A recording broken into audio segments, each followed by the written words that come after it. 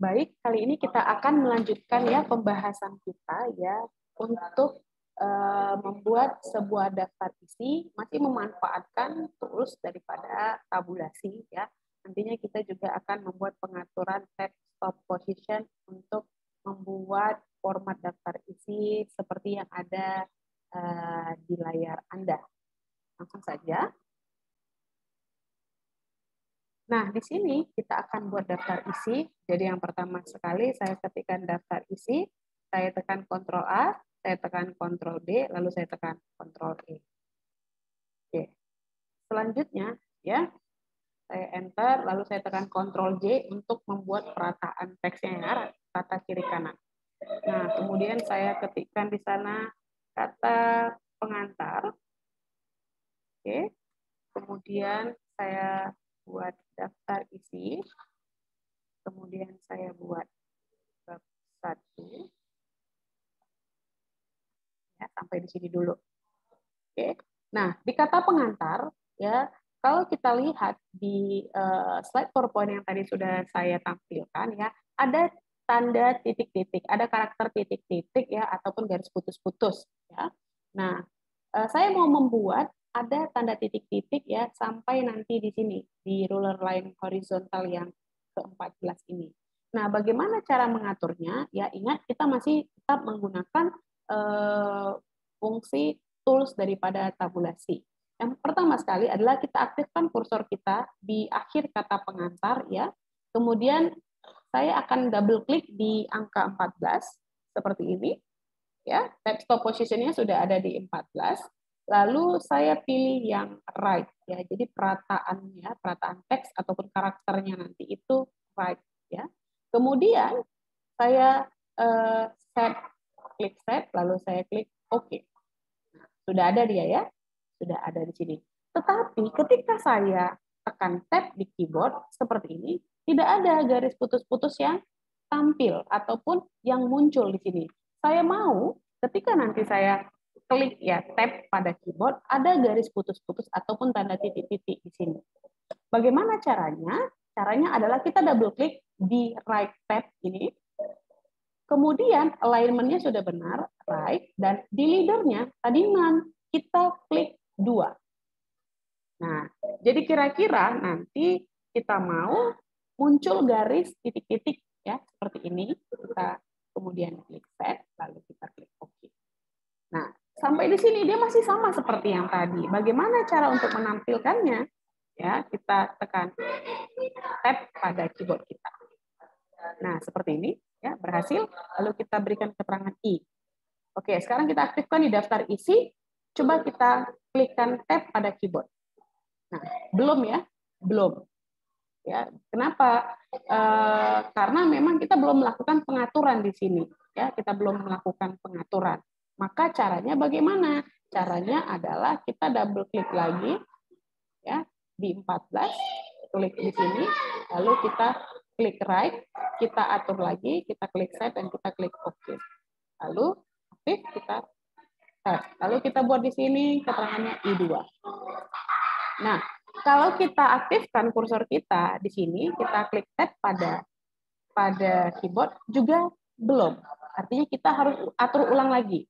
Nah, padahal sebenarnya ya tadi saya sengaja membuatnya 2 kali supaya adik-adik ingat bagaimana cara mengaturnya ya, supaya mungkin nanti dengan cara 2 kali kamu jadi bisa lebih ingat bagaimana cara mengatur tab stop position. Sementara kalau contohnya ini kita hapus ya, dari sini aja kita enter, lalu kita ketikkan tadi bab 1 ya. Ketika kita klik tab pada keyboard kita, ini secara otomatis sudah langsung di copy formatnya ya, otomatis. Lalu kita enter. Nah, di sini saya mau buat ada sub ya, sub pembahasan daripada bab 1. Saya mau buat di sini. Oke, maaf ya. Tunggu dulu. Di bab 1 ini saya mau buat keterangannya itu, sebentar saya buat bab 1. Di sini saya buat pendahuluan. Oke, ini nomor 1. Berikutnya di pembahasan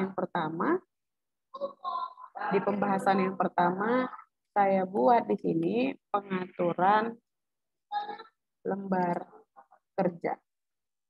Oke, ini saya buat halaman 2. Lalu di pengaturan lembar kerja yang akan dibahas di sana adalah saya mau buat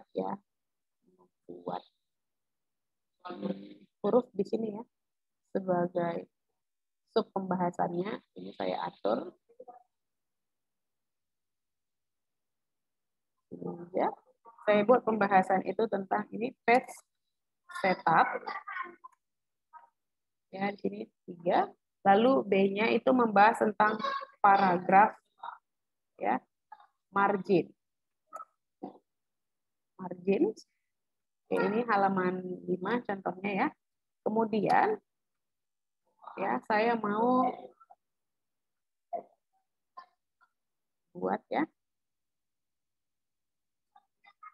pembahasan di nomor 2 itu tentang memformat huruf. Oke.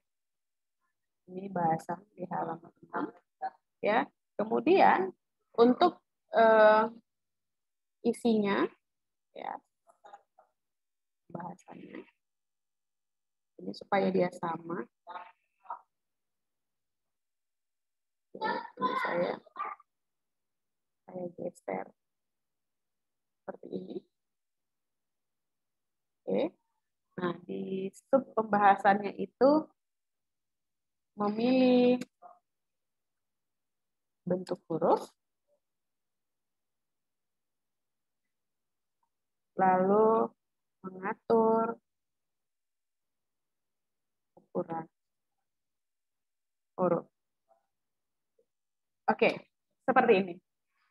Ya. Nah, jadi kita sudah berhasil membuat sebuah daftar isi. Kalau contohnya kita mau mengisi bab 2, kita tekan backspace aja pada keyboard ya. Kita buat sana bab 2. Lalu nah, kita klik tab aja, dia langsung aktif di ini di left tab ya. Karena pengaturannya masih ada di atas. Lalu kita buat di sana contohnya pendahuluan, kemudian itu ada contohnya kita buat saja ada